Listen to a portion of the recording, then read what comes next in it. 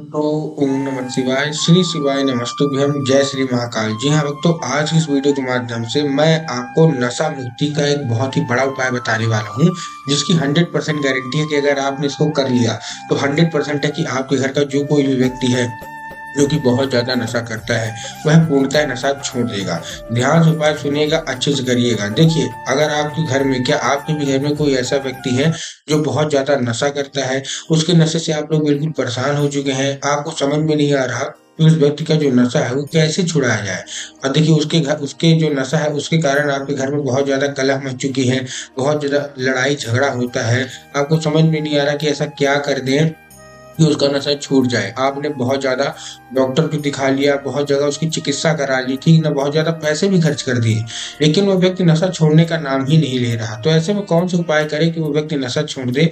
आज के वीडियो के माध्यम से पूरा आपको बताने वाला हूँ, तो उपाय ध्यान से सुनिएगा, अच्छे से करिएगा। अगर आपने आज उपाय अच्छे से कर लिया तो 100% है कि वो व्यक्ति नशा छोड़ेगा ही छोड़ेगा। ठीक, देखिए, पूज्य गुरुदेव की जो कथा होती है उसमें आपको भी पता है, बहुत सारे जो भक्त आते हैं पत्र के द्वारा अपनी मनोकामना गुरुदेव तक पहुंचाते हैं।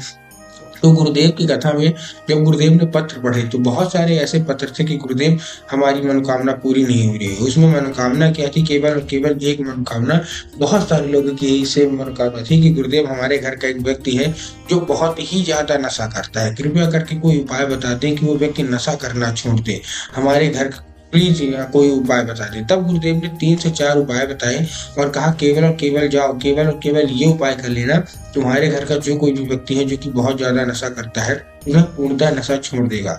लोगों ने वो उपाय किया और वो उपाय करने के बाद 1 से 1.5 महीने के बाद गुरुदेव की कथा में वापस आए। अब गुरुदेव को धन्यवाद बोला, फिर से पत्र लिखा कि गुरुदेव धन्यवाद, आपके बताया गया उपाय हमने कर लिया है और हमारी सारी की सारी मनोकामना पूरी हो गई है। जो कोई व्यक्ति हमारे घर में नशा करता था उसने पूर्णतः नशा छोड़ दिया है और जीवन अब मतलब 1 से 1.5 महीने के अंदर छूट गया है। उसको जो नशा है वो बिल्कुल जड़ से समाप्त हो गया है।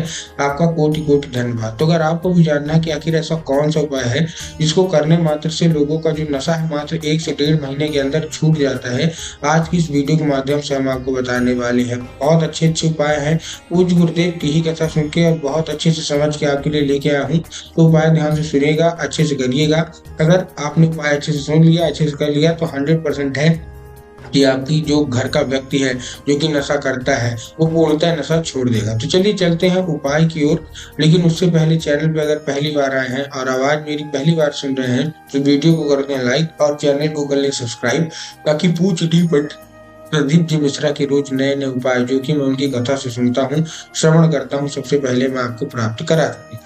तो देखिए, जो हमारा पहला उपाय है ये आपको उसी व्यक्ति से कराना है जो कि आपके घर में नशा करता है। ठीक, इसके बाद मैं आपको 21 दिन वाला भी उपाय बताऊंगा कि 21 दिन में नशा कैसे समाप्त हो जाएगा। लेकिन जो हमारा पहला उपाय है वो भी बहुत खास उपाय होने वाला है। पूज्य गुरुदेव कहते हैं कि अगर आपने केवल केवल ये उपाय कर लिया तो आपके घर का जो कोई व्यक्ति है वो पूर्णतः नशा छोड़ देगा, कोई और उपाय करने की जरूरत नहीं पड़ेगी। तो आपको करना क्या है? देखिए, सबसे सरल, आपको लेना है 1 लोटा जल और उसमें 3 काली तिल। क्या क्या लेना है? 1 लोटा जल ले लेना है, 3 काली तिल ले लेना है।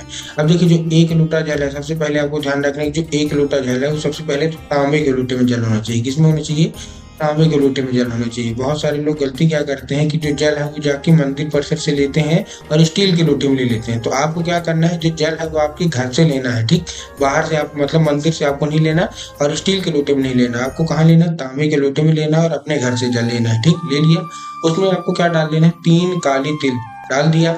अब उसको, उस व्यक्ति को आपको पकड़ा देना है वो लोटा कि चले जाओ शिव मंदिर। ठीक, शिव मंदिर चला गया। अब उसको बोलिएगा कि जिधर साइड दक्षिण दिशा में खड़ा हो जाए और उत्तर की ओर अपना चेहरा कर ले। अब देखिए, इसमें बहुत सारे लोग कंफ्यूज हो जाते हैं कि दक्षिण क्या होता है, उत्तर क्या होता है, हमको थोड़ा क्लियर बताइए। तब गुरुदेव ने बताया है कि जिस साइड शिव मंदिर की जलाधारी हो, आप अपना चेहरा उधर करके खड़े हो जाइए। ठीक, आप खड़े हो गए। अब देखिए, खड़े होने के बाद क्या करना है?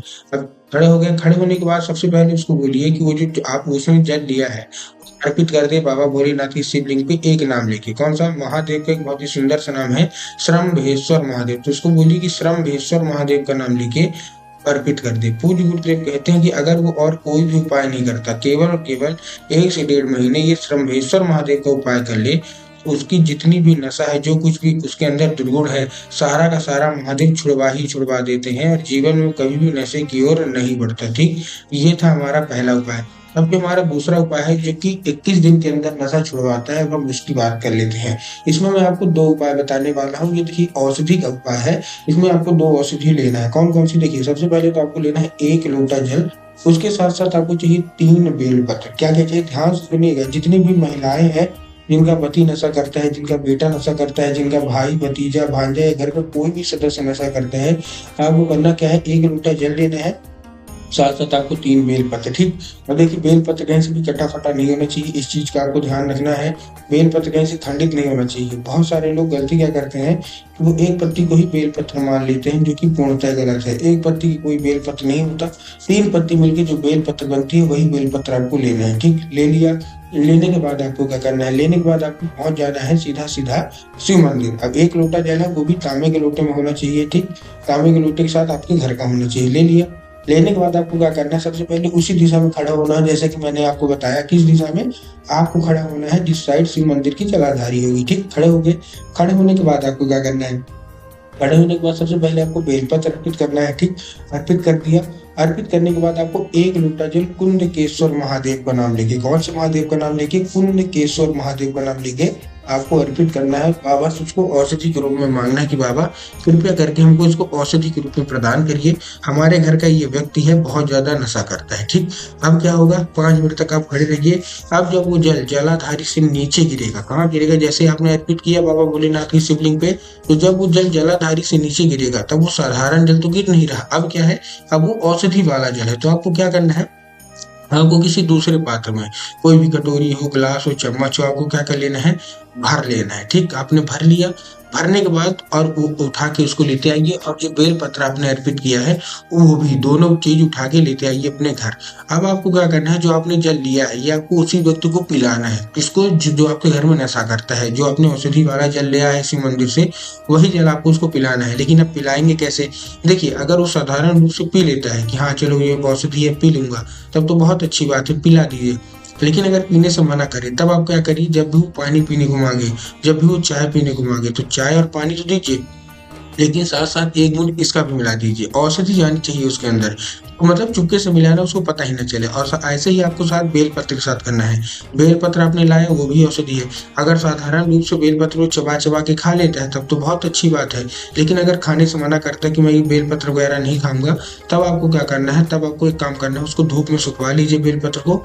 सुखवाने के बाद उसको अच्छे से पीस लीजिए, पीस जाएगा तो पाउडर बन जाएगा। पाउडर बनने के बाद आपको क्या करिए, जब भी वो व्यक्ति खाना खाने को मांगे तो दाल में या सब्जी में मिला के उसको खिला दीजिए। पूज्य गुरुदेव कहते हैं औषधि उसके अंदर जानी चाहिए चाहे जैसे जाए। धीरे धीरे करके जब उसके अंदर औषधि जाने लगेगी तो उसका जो नशा है वो समाप्ति की ओर आ जाएगा, और मात्र 1 से 1.5 महीने के अंदर उसका सारा का सारा नशा समाप्त हो जाएगा।